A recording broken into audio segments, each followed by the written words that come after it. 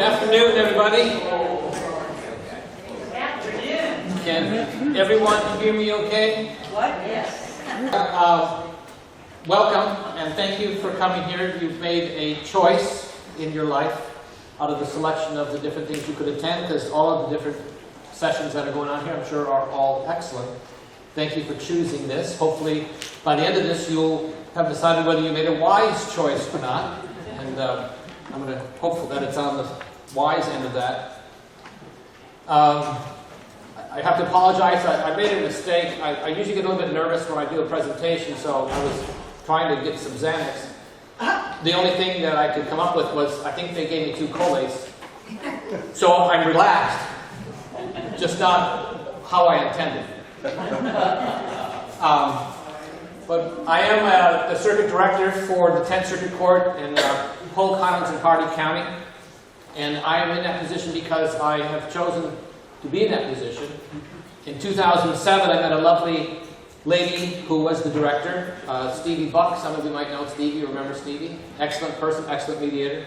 And when I met her and engaged with her in mediations and so forth, I said, when she's done, I want that position.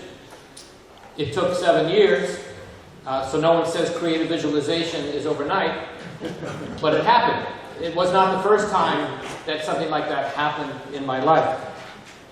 A lot longer ago, I used to be a bookstore manager, and I worked for a company that leased managed college bookstores throughout the country. They had about 100 college stores, and I managed 2 of them for them. And during the time I was there, the company they had expanded from 100 stores to 600 stores. And as I was working for them one night in my office about 10 o'clock or so, I thought, you know, I should be teaching other people to do this. You know, 2 stores, it's a lot. I'm more than just a bookstore manager. And sure enough, within 2 years, they put me on the corporate staff, and I was field training manager for a company that now had 600 stores. And I had all the stores east of the Mississippi. And that was a great experience, but it was one that I had intended to get. And part of what we're going to talk about today is the fact that we have a lot more control over our life than what we give ourselves credit for. And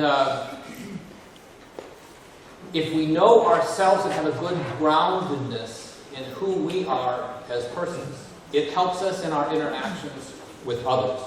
So I want you to kind of keep that in the back of your mind.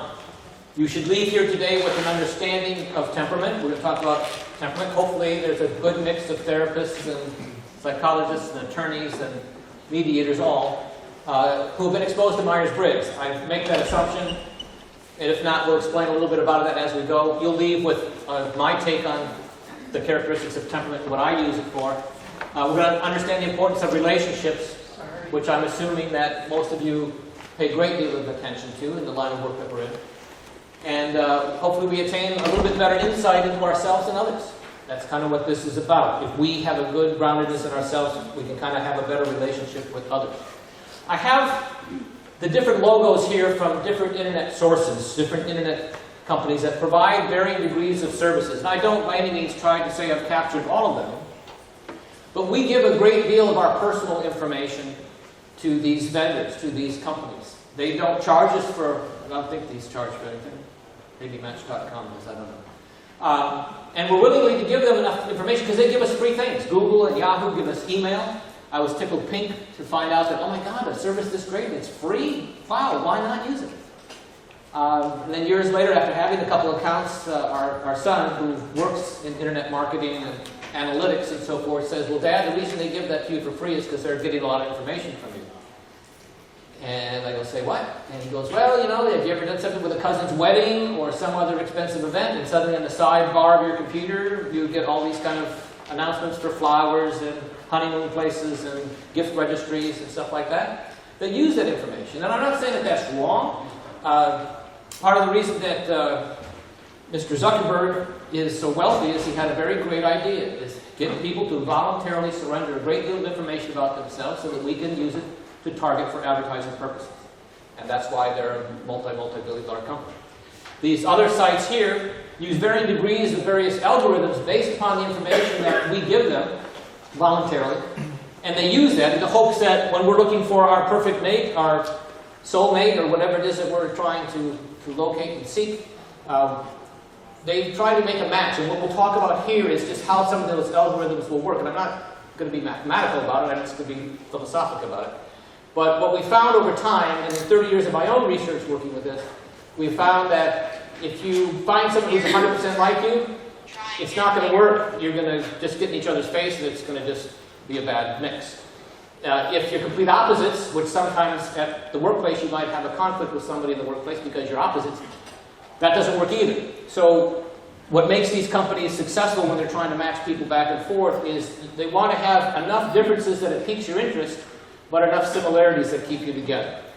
And since we do a lot of divorce situations and relationship situations, it's something that we really need to kind of keep in mind. Not that we're trying to repair relationships, but as relationships deteriorate, we need to see what are some of those factors that come in that mix. So we have that up there. I'm going to throw out a couple different things as metaphors to kind of take us on a path as we kind of drill down into the inner workings of your mind. Get into that inner workings there. On one of my internet sorties, I came across on YouTube a video from David Foster Wallace. Some of you might be familiar with him. He actually is quite a literary genius. But at the peak of his literary genius, he committed suicide. He had some issues with his genius and with what was going on in life. And so one of the things that he had talked about, and the story up here starts out where you have two young fish swimming by an older fish. The older fish says, "Hey boys, how's the water?" And the two younger fish are like going, "What the hell is water?" And so I'm going to build upon that, because we are in the water, so to speak, as a metaphor. If someone were to light up a cigarette in this room, it wouldn't take long for us to understand that we're sharing this oxygenated environment. If someone were to do a little bit more unpleasantry and pass on some of the methane-infused chicken that we had for lunch, that also would not be necessarily a good thing, but we would know that we are sharing an environment. Because normally we take that for granted. The research psychologists tell us that we pay attention about 15% of the time. 1-5. 85% of the time, we are running on automatic pilot. And that does us a severe disservice. But the conditioning of our society, the structure of how things are set up, is that that's where whoever would like us to be. Not too critical thinking, but still enough involved that we can work and earn money and then spend that money. One of the things, if I may borrow this, when Apple was working on their iPad and iPhones, they had already developed the technology for the iPad and they were getting ready to release it. And Steve Jobs says, "Stop it, put that on a shelf, I want you to come up with a phone." This is probably an Android. Or is that? Oh, good, perfect. If I grab the wrong one, then it doesn't work that way. What better than to give an impulse-driven device to an impulse-driven person? So that we have, in the power of our hands, the ability to satisfy our every want and whim, or nearly so, every want or whim. So, for instance, there was one Christmas, and I don't know if you're involved with Amazon Prime or anything like that, but there was a Christmas where I was going to get some gifts for the grandchildren, and they said, "Hey, there's a deal. If you get the credit card from Amazon Prime, you would get $60 or $90 or whatever it is." And so essentially whatever I was buying was going to be free. Well, who's going to pass that up? So I got the Christmas gifts for free, but by January 31 of the next year, I had run up over $1,000 because it's so damn convenient. It's right there, and I gotta have it. Oh, one click. Oh, get this now. You're talking with a party. You have to borrow somebody. And you go, "Hey, that would be a cute thing for so-and-so." And suddenly it's on its way. I've changed my impulse control since then, but I just want to let you know it's very easy for us to do that. And there's many people who have to stop and really force themselves to think before they act on those things, because the automatic pilot is extremely strong, and it controls us in ways just like the fish are in the water and don't realize that it's water. Dr. Bruce Hood, some of you might have heard of him, he has a book out where he talks about the illusion of self. And he's good in many ways. What I like about him is he doesn't take the mix of nature versus nurture. Because that's what gets into a lot of the psychological things as they talk about how much is genetics and how much is from the relationships and so forth. He says that it's nature and nurture working together. And that sounds like a much better way to look at how we have an influence. So we get a concept of ourselves. We're born, we come out of the chute, and there we are. And the next biggest thing, next to the genetic influence from our parents, is what goes on in our world around us and how that has an impact on us. Relationships.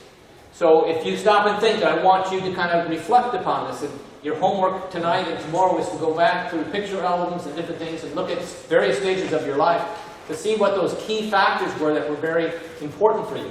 Because if we remove the hobbies or the sidelines, the art industry, whatever it is that we like to do, if we take out the work situation, because we spend a third of our life at work, it seems, we take out the influence of the family in general as extended, and then the childhood, the things that happen for you and to you, you're not really left with something you can grasp onto as what is that true self. So in 1998, or 99, a movie came out called The Matrix. It's run-of-the-mill action. It's got a mix of kung fu with shoot-'em-up stuff. I don't know what it is. But it had a very interesting theme because it talked about the truth of the background of society and this thing called the Matrix that had us all enslaved in some way.